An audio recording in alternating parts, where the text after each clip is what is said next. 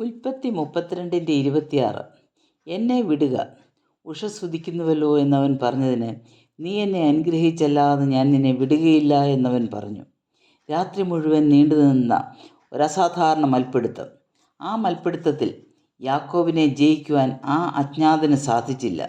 അപ്പോൾ ആ വ്യക്തി യാക്കോബിൻ്റെ തുടയുടെ തടം തൊട്ടു അവനെ മുടന്തനാക്കി. കഴിഞ്ഞ നാളുകളിൽ തന്നെ ഏറ്റവും അധികം സഹായിച്ച അവയവമായിരുന്നു തൻ്റെ കാലുകൾ. ഏശാവിനെ ഭയന്നോടിപ്പോകുവാനും ലാബാനിൽ നിന്നും രക്ഷപ്പെട്ടോടുവാനും തന്നെ സഹായിച്ച കാൽ ഇന്ന് ബലഹീനമായിരിക്കുന്നു. യാക്കോബിൻ്റെ ജീവിതം മാറ്റിമറിച്ചൊരു രാത്രിയായിരുന്നു അത്. അനുഗ്രഹം പ്രാപിച്ച് ഇസ്രായേലായ യാക്കോബിന് ഒരു കാര്യം വ്യക്തമായി: തന്നോട് മല്ലടിച്ചതൊരു സാധാരണ വ്യക്തിയല്ല. അതുകൊണ്ടാണ് താൻ പറയുന്നത്, ഞാൻ ദൈവത്തെ മുഖാമുഖമായി കണ്ടിട്ടും എനിക്ക് ജീവഹാനി വന്നില്ല. ഈ പോരാട്ടത്തെക്കുറിച്ച് ഹോശേയ 12:3-4 വാക്യങ്ങൾ വായിക്കുന്നു. തൻ്റെ പുരുഷപ്രായത്തിൽ ദൈവത്തോട് പൊരുതി അവൻ ദൂതനോട് പൊരുതി ജയിച്ചു. ഈ മൽപ്പിടുത്തത്തിന് 2 പ്രത്യേകതകളുണ്ടായിരുന്നു. ഒന്നാമത്, യാക്കോബ് ഈ സന്ദർഭത്തിൽ തനിയെ ആയിരുന്നു. രണ്ടാമത്, സമയം രാത്രിയായിരുന്നു. ഈ സന്ദർഭത്തിനും സാഹചര്യത്തിനും വലിയ ആത്മീയ അർത്ഥമുണ്ട്. ദൈവം വ്യക്തികളോട് ഇടപെടുന്നത് ഏകാന്തതയിലാണ്. ഇതിന് വചനം സ്പഷ്ടമായി തെളിവുകൾ നൽകുന്നുണ്ട്. രാത്രി സൂചിപ്പിക്കുന്നത് പ്രതിസന്ധികളും പ്രയാസങ്ങളും കഷ്ടതയുമാണ്. ഈ സാഹചര്യത്തിൽ ദൈവത്തിൻ്റെ അദൃശ്യ സാന്നിധ്യം തൻ്റെ ജനത്തിൻ്റെ കൂടെയുണ്ട്. എന്തുകൊണ്ട് ദൈവം ഇപ്രകാരം എന്നോടൊരു മൽപ്പിടുത്തം നടത്തി? ചിലപ്പോൾ വ്യക്തികളെ രൂപാന്തരപ്പെടുത്തുവാൻ ഇങ്ങനെയുള്ള ഏറ്റുമുട്ടലുകൾ വേണ്ടിവരും. രാത്രി ഉഷസ്സിന് വഴിമാറിയപ്പോൾ മല്ലി പിടിച്ച വ്യക്തി പോകുവാൻ തിടുക്കം കാട്ടുന്നു.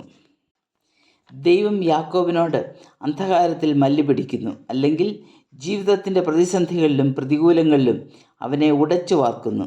അവനെ ഒരു വ്യത്യസ്ത വ്യക്തിയാക്കി മാറ്റുന്നു.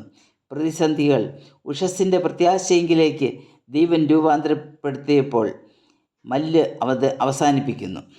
തൻ്റെ അകക്കണ്ണുകൊണ്ട് തന്നോട് മല്ലി പിടിച്ച ഒരു അസാധാരണ വ്യക്തിത്വമായിരുന്നുവെന്ന് യാക്കോബ് മനസ്സിലാക്കുന്നു. ആ വ്യക്തി പോകുവാൻ തിടുക്കം കൂട്ടുന്നതിനനുസരിച്ച് യാക്കോബ് ആ വ്യക്തിയുടെ മേൽ തൻ്റെ പിടി മുറുക്കുന്നു.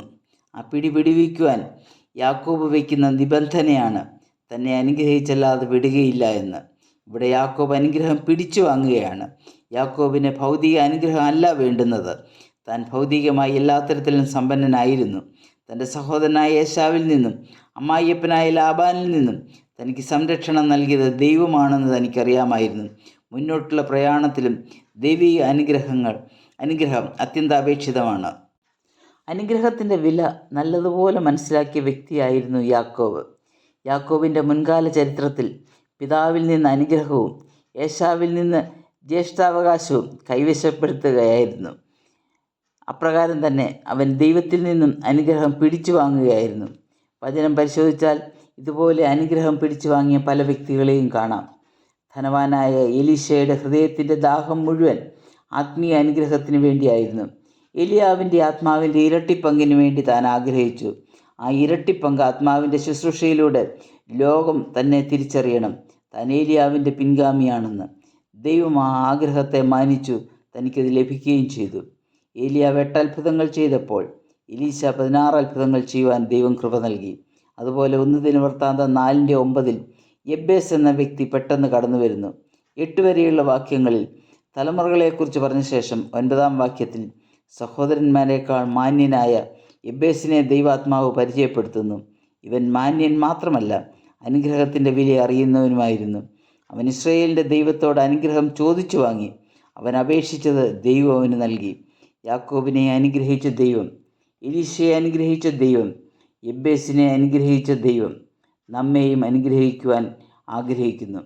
ഭൗതിക അനുഗ്രഹത്തിന് വില കൽപ്പിക്കുന്ന ലോകത്തിൽ ദൈവിക അനുഗ്രഹങ്ങളായ രക്ഷ, സംതൃപ്തി, സന്തോഷം, സമാധാനം, പ്രത്യാശ, സ്നേഹം, ദൈവിക സംരക്ഷണം എന്നിവയ്ക്ക് വേണ്ടി നമുക്ക് വാഞ്ചിക്കാം. അനുഗ്രഹം ആഗ്രഹിക്കുക മാത്രമല്ല, ബലാത്കാരമായി സ്വായത്തമാക്കുകയും വേണം. ദൈവമായ കർത്താവ് നമ്മെ ഓരോരുത്തരെയും അനുഗ്രഹിക്കട്ടെ. ദൈവത്തിൻ്റെ നാമം മാത്രം മഹത്വപ്പെടട്ടെ.